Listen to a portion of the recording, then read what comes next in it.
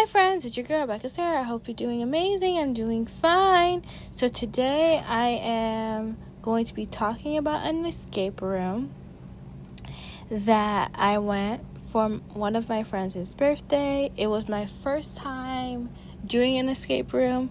The only time I've seen an escape room was the escape room movies. I've seen both, and those were horror movies.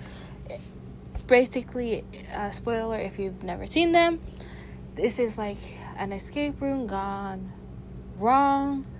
What if they put these 5 people in an escape room and basically kill them off, and their hopes is to kill everybody, but there are some survivors.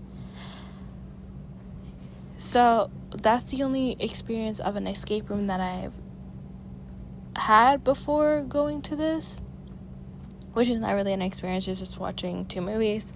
But yeah, overall, let me get into the review. So we went to an escape room, and like I said before, this was my very first escape room that I've ever been to in my entire life. And that escape room, like, as if you didn't know, like, there's different escape room companies, and the escape room company that we went to is the Escape Game. And this company has many locations in Canada, in the USA, and other places in the world. They have 5 stars. Overall, the people that work there are super nice, super friendly. So the Pacific escape room that we did at the Escape Game was the Hoist, and pretty much the premise, spoiler alert, is that there was a guy that sold an expensive painting, and you're trying to get it back and return it. And if you haven't went to an escape room like myself, you have 60 minutes. In any escape room that you do, you have an hour to complete it. If you complete it, you get a reward. If you don't get a reward. Basic stuff. So in this Pacific escape room, not including like where you hear what happened and the whole backstory, it had 2.5 rooms, and you pretty much have to be very, in my opinion, very good at clues, riddles, puzzles. You're using a lot of your left brain. If you're a left brain person, you're using a lot of your left brain. I personally am a right brained, which means I'm more of creative, more of an artistic person, more in that side. I'm not a left brain person, which is more logical, more would be great at this, more better with escape rooms. So I did this. This was my first experience.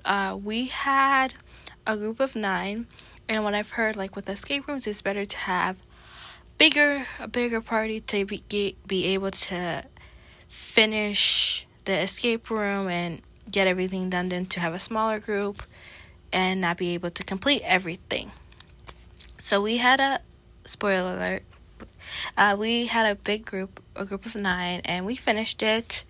The birthday girl, my friend, like, she literally, in the escape game, she's done everything, like at all the different escape rooms. The Hoist was the only one she did not pass, because she did it. It was a group of, I think, 2 or 3 of them, But this one, because we had a big group, we all passed. And I'll let you know what you get when you win the escape room in a bit. So we found out you literally have to like look everywhere, pay attention.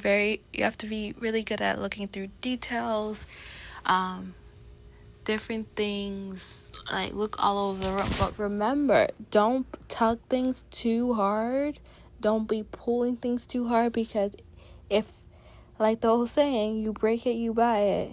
If you break anything in there, you'll have to pay for it. So don't pull anything too hard.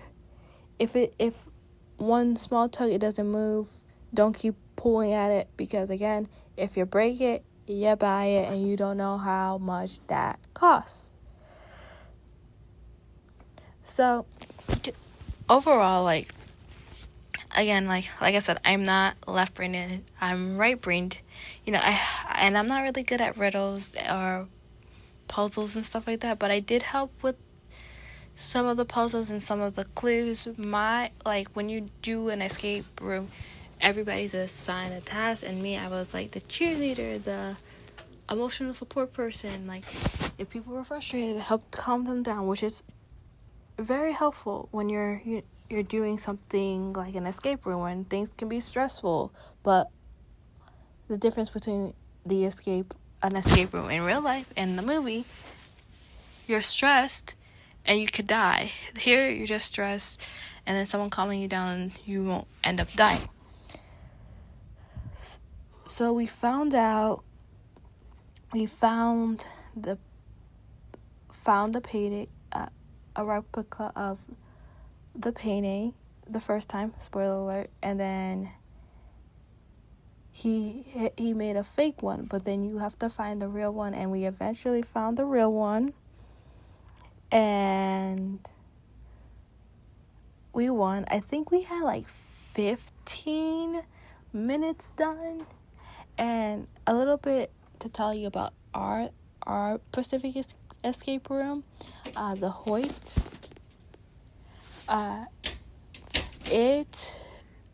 The game guy told us, like, we have unlimited amount of clues, so we can ask him a lot of clues, which I feel like not all the escape rooms are like that,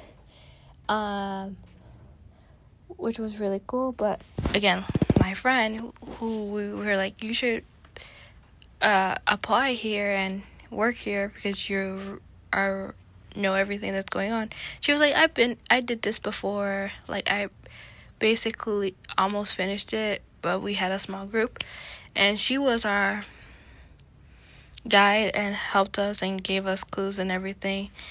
And that's how we did everything.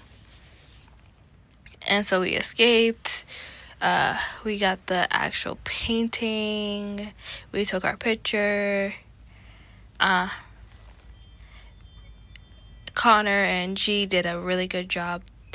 G was the front desk, and then Connor was the actual guide. They did a phenomenal job in general. And then when you win, you get a card that says "I escape room," and it has a card, and all the restaurants around the escape room, around the escape game, you get like a person. I think it's 15 to 30, I forget specifically, and it doesn't expire until you use it. So you can use it one time, and then once you use it, it's no longer valid. But it's not an expiration date. Like, you have to use it the day that you do the escape room. So you can pick any restaurant around and give them the card. They give you a percentage off of your meal. So that's around there. So that's a really good perk, if you win the escape room.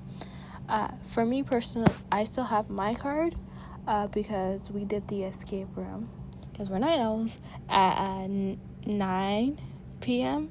So a day when I'm back I can go back there, I will use that card. But overall, it was a fun experience with friends.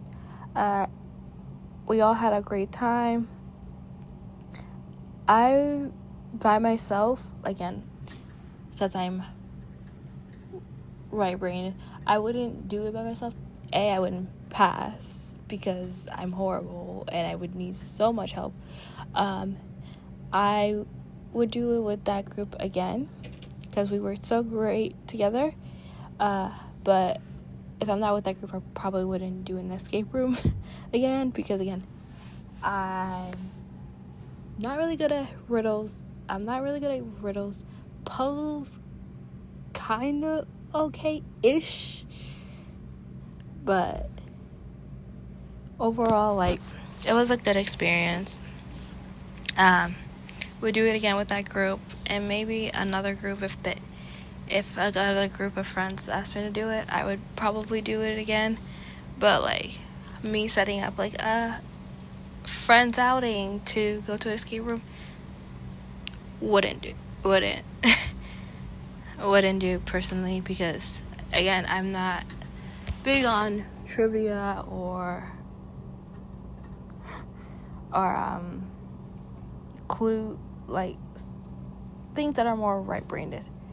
But like I said before, like, if you are more right-brained and things like in that occur, I think you will do a fantastic job at a escape room.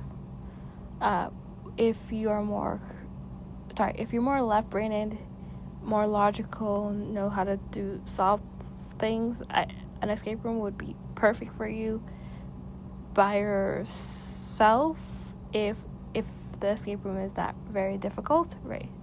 Because there's different levels. There's like easy,